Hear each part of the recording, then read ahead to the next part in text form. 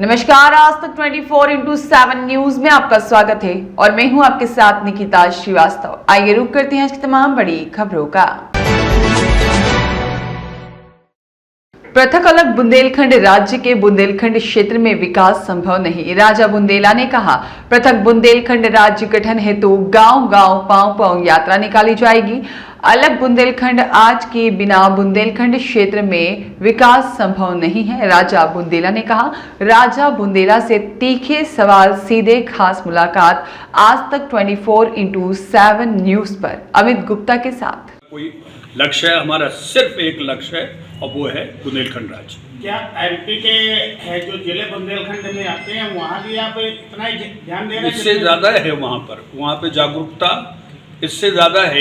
एक जिले को छोड़ के केवल सागर में थोड़ा सा लोगों को लेकर मनमुटाव था, वो भी दो राजनीतिक दल को लेकर थे, लेकिन अब वो ख़त्म हो गया है। उत्तर प्रदेश से ज़्यादा जागरूकता जहाँ तक आप कह रहे हैं वो मध्य प्रदेश में है, क्योंकि एक्चुअली मध्य प्रदेश अगर आप पन्ना से उठाएं तो छत्रसाल महाराज की राजधानी वही थी। छत्रसाल, टीकमगढ़, आपका ओरछा, वहाँ पर आपका कटनी, वहाँ दमोह, दतिया, ये एक्चुअली बुंदेलखंड का वो हिस्सा है जो छत्रसाल महाराज के राज में था। बुंदेलखंड राज बनाने के लिए आपका संघर्ष कब से शुरू हुआ? और 15 दिसंबर 1955 जी, पहली आम सभा हुई थी झांसी में, जिसमें शंकरलाल मल्होत्रा जी ने मुझे बुलाया था। और उसके बाद फिर हम लगातार सहयोगी बने, फिर संरक्षक बने, फिर एक संगठन था बुंदेलखंड मुक्ति मोर्चा जिसका मैं अध्यक्ष बना, और फिर धीमे धीमे हमने वो संगठन छोड़ के सभी लोगों के साथ मिलकर काम करना शुरू किया। तो वो 1995 से 15 दिसंबर को ये है। आपकी संबंधित पार्टी कोई होगी आपसे संबंधित? आप किसी पार्टी से संबंधित होंगे, उसका नाम क्या होगा? मेरा नाम, मैं बुंदेलखंड विकास बोर्ड का वाइस चेयरमैन हूँ, राज्य मंत्री का दर्जा है मेरे पास। मेरी कोई पार्टी नहीं है और मेरी पार्टी का कोई नाम नहीं होगा। आपको कह रहे हैं ना, हमें 18 संयुक्त हम लोगों ने संगठनों को मिलाकर एक संयुक्त बुंदेलखंड राज्य के लिए एक मोर्चा बनाया है, जिसका मतलब आप कह लें अपनों बुंदेलखंड के नाम से हम लोगों ने ये रजिस्टर्ड ट्रस्ट है, उसके साथ काम कर रहे हैं। बुंदेलखंड की सीटों में आपने चुनाव लड़ा, बुंदेलखंड की सीटों में चुनाव लड़ा कहीं आपने या सफलता पाई? चुनाव लड़ा, हम लोग राजनीतिक दल है ही नहीं, कोई चुनाव लड़ी नहीं। राजनीतिक दल, तो राजनीतिक दल बनाने की नहीं, कोई नहीं, हमने मना कर दिया सब। आप ही के सवाल का जवाब तो दिया मैंने, कोई राजनीतिक दल नहीं और ना कोई भविष्य में राजनीतिक दल हम बनाने वाले हैं। आप आपने ये लक्ष्य रखा जो अन्य जगह होकर आए होंगे, तो क्या सफलता लग रही है कि आप देखिए, अखबार पढ़िए, आप ही के अखबारों में लिखा है। और इतनी ठंड के बावजूद भी हज़ारों लोग आ रहे हैं। आज तक, अभी तक, मतलब आज 14वां दिन है, 15वां दिन है, हमने एक भी सभा कैंसिल नहीं की है।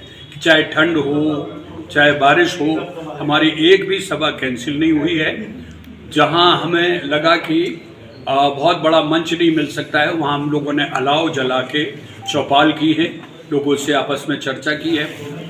जैसा आश्रय जी ने बताया कि देखिए, ये हमारे आने भर की ज़रूरत है, पूरी की तरह लोग तैयार हैं। हमने जैसे ही कहा, जन जन में अगर हमारे इस आंदोलन को, इस यात्रा को आप लोगों का साहस और साथ नहीं मिलता तो इतनी हिम्मत नहीं हमारी होती।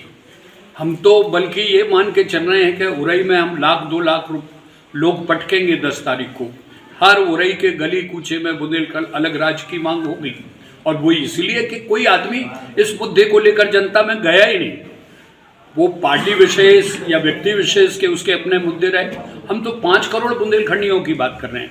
ना मैं अपने बेटे के ट्रांसफ़र के लिए, ना अपने मामा को नौकरी के लिए, हम तो कोई बात कर ही नहीं रहे। ना हम नोट मांग रहे हैं, ना वोट मांग रहे हैं, ना हम सपोर्ट मांग रहे हैं। इससे मुख्यतः क्या लाभ मिलेगा बुंदेलखंड? बुंदेलखंड आज़ाद जब होगा तो सबसे पहले 67% जो आपका पलायन है, जो यहाँ से लोग बेचारे BA MA करके नोएडा, दिल्ली जाके माँ बाप को अपने भगवान भरोसे छोड़ जाते हैं, गाँव में खेती भी अटिया बटिया को छोड़ के जाते हैं, वहाँ जाके छोटी नौकरी करते हैं। 5-10 साल बाद जब वो लौट के आ जाए तो माँ बाप दुनिया छोड़ चुके होते हैं, ज़मीन जायदाद भी निपट चुकी होती है। तो बद से बदतर स्थिति जो आपकी पलायन की वजह से हो रही है, हम वो पलायन रोकेंगे। हम यहाँ पे बड़ी बड़ी फैक्ट्रियाँ लाएंगे। हम यहाँ पे स्पोर्ट्स अथॉरिटी अपने बच्चों के लिए, जिस तरह से महाराष्ट्र में खेलकूद के लिए एक बढ़ावा दिया गया, हरियाणा खास का प्रदेश कहा जाता था, आज हरियाणा सबसे ज़्यादा गोल्ड मेडल लेके आए हैं ओलंपिक से। तो हमारी कोशिश ये होगी युवाओं को बुंदेलखंड छोड़ने से रोका जाए।